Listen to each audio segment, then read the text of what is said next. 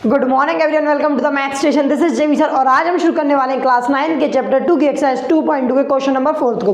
देखो यार, last question है, फटाफट से खत्म करते हैं इसको और फिर अगली एक्सरसाइज पे बढ़ेंगे हम लोग आगे। ठीक है भाई, क्या बोल रहा है question? Find the zero of the polynomials in the following cases. कुछ केसेस दिए, कुछ क्वेश्चन दिए, उन्होंने बोला इनके जीरोस निकाल के बताओ, फटाफट से निकाल देंगे। क्या करना है, मतलब जीरोस निकालने का मतलब क्या? एक्स की ऐसी वैल्यू किसी भी पॉलिनोमियल में किसी भी पॉलिनोमियल में एक्स की ऐसी वैल्यू आपको निकालना है जिसको यहाँ पे रखने पर, इस पॉलिनोमियल में रखने पर पॉलिनोमियल की वैल्यू जीरो आ जाए, उसे हम बोलते हैं जीरो ऑफ अ पॉलिनोमियल। वही इसको निकालना, वही हमें निकालना है। ठीक है भाई साहब, निकाल लेंगे। क्या करना है? कुछ नहीं करना, फटाफट से बताता हूँ कैसे करोगे।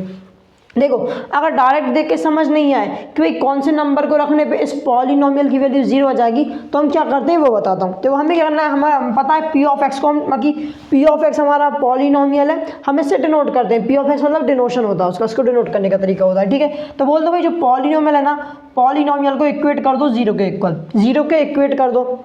मैंने बोल दिया जो हमारा पॉलिनोमियल है उसको मान लिया हमने जीरो, मान लिया जीरो कर दिया। अब ध्यान से देखना, अगर मैंने पॉलिनोमियल को जीरो मान लिया तो पॉलिनोमियल की एक्चुअल वैल्यू क्या थी, ये तो हम उसको डिनोट कर रहे थे। ठीक है भाई साहब, पी ऑफ एक्स को हम डिनोट कर रहे थे, उसकी एक्चुअल वैल्यू क्या थी? X plus five. क्या थी यार? X plus five. और इक्वल्स टू में जीरो मैंने अभी पुट किया है। और नहीं आ रहा ज़्यादा कुछ समझ तो क्या करो, देखो p of x equals to x plus five दिया है, मैंने मान लिया कि पी ऑफ एक्स जीरो के इक्वल हो गया, क्योंकि हमें लास्ट में जीरो ढूंढना है ना, इसलिए हमने बोल दिया जो पी ऑफ एक्स है वो जीरो बन जाएगा लास्ट में, तो वो कर लिया। अब देखो दोनों, ये दोनों इक्वल्स टू एक साइड है, लेफ्ट हैंड साइड है, दोनों एक दूसरे के बराबर है, तो ये दोनों भी एक दूसरे के बराबर हो जाएंगे। तो हमने वही कर दिया, x plus five equals to zero कर दिया, सीधी सी बात है। अब फाइव को इक्वल्स टू किस साइड लेके जाओ तो क्या हो जाएगा? माइनस फाइव हो जाएगा। क्या हो जाएगा यार? Minus five. यहाँ से एक्स की वैल्यू क्या मिल गई? आ गई, क्या मिली मुझे? Minus five. क्या मिली यार? Minus five. तो मैं बोल सकता हूँ जो माइनस फाइव होगा, जो माइनस फाइव होगा वही इस पॉलिनोमियल का जीरो होगा।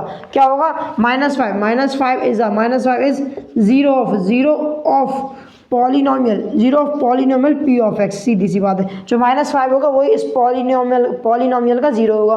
भाई यहाँ भी वही करना है। देखो वैसे तुम डायरेक्ट पता कर पाओगे क्या है, और नहीं पता कर पा रहे क्या करो, पी ऑफ एक्स को बोल दो कि ये हमारा जीरो को इक्वल हो गया। अब इन दोनों को इक्वेट कर दो, सीधी सी बात है। इसकी वैल्यू यहाँ पे पुट कर दो तो क्या हो जाएगी? X minus five equals to zero.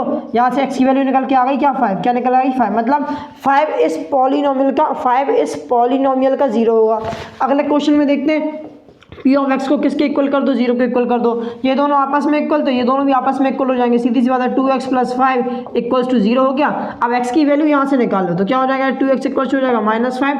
देखो प्लस फाइव इस साइड इक्वल्स टू किस साइड जाएगा? तो माइनस का हो जाएगा। अब x में देखो 2 इस साइड x में मल्टीप्लाई में इक्वल्स टू किस साइड जाएगा? तो काय में हो जाएगा? डिवाइड में हो जाएगा। काय में यार? डिवाइड में। तो x की वैल्यू क्या निकल गई? Minus five upon two. मतलब माइनस फाइव अपॉन टू इस पॉलिनोमियल का जीरो होगा। क्या होगा यार? जीरो होगा।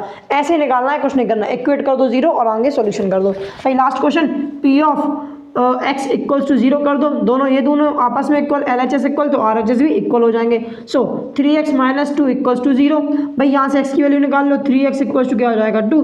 x की वैल्यू क्या हो जाएगी? 2/3। क्या चीज़ यार? 2/3। मतलब x की वैल्यू होगी 2/3, मतलब 2/3 इस पॉलिनोमियल का जीरो होगा। क्या होगा यार? जीरो। अब फटाफट से इसका स्क्रीनशॉट ले लो, मैं इसको रफ करके दूसरे क्वेश्चन लिख देता हूँ। ठीक है, देखो रफ कर दिए मैंने, बाकी के क्वेश्चन लिख दिए, फटाफट से इनको देखते हैं। चाहे p of x equals to 3x, एक्स की ऐसी क्या वैल्यू होगी निकालना है। सीधी सी बात, जो इस पॉलिनोमियल को जीरो बना दे। क्या करो?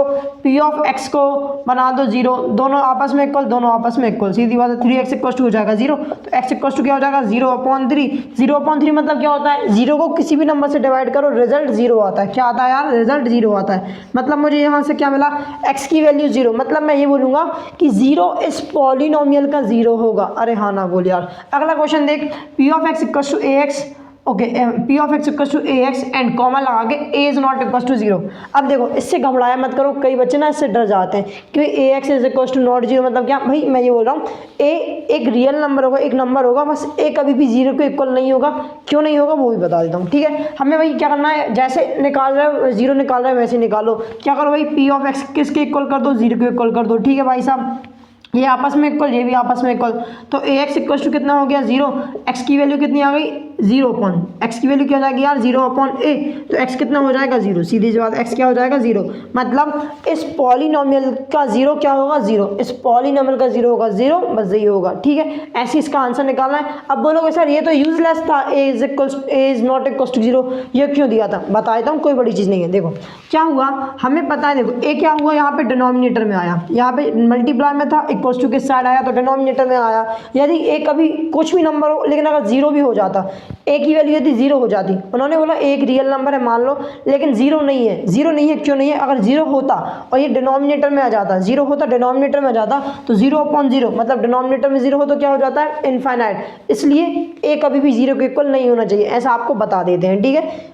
आई बात समझ, हाँ वेरी गुड। चलो अब अगला क्वेश्चन देखते हैं भाई, p of x equal to c x plus d where c is not equal to 0, क्यों नहीं हो रहा होगा, डिनोमिनेटर में यदि मतलब जो सी है ना वो शायद डिनोमिनेटर में आ रहा होगा, और डिनोमिनेटर में यदि 0 आ जाए तो क्या होता है वो हमारा एक इनफाइनाइट बन जाता है, इसलिए, ठीक है। और हमने बोला C is not equal to 0 and C and D are real numbers, C और डी जो है वो रियल नंबर होंगे, क्या होंगे रियल नंबर होंगे। कुछ नहीं करना है, वैसे ही सॉल्व आउट करना है, क्या करो पी ऑफ एक्स को 0 के इक्वेट कर दो, इन दोनों को आपस में इक्वल, तो सी एक्स प्लस डी किसके इक्वल हो जाएगा 0 के इक्वल, ठीक है भाई साहब। सो सी एक्स इक्वल क्या हो जाएगा माइनस डी, एक्स की वैल्यू क्या हो जाएगी माइनस डी अपॉन सी, अरे हाँ ना बोल यार, देखो वापस से सी नीचे आ रहा है, अगर सी 0 हो जाता तो ये इनफाइनाइट हो जाता, इसलिए उन्होंने बोला सी कभी भी 0 के इक्वल नहीं होना चाहिए, बस।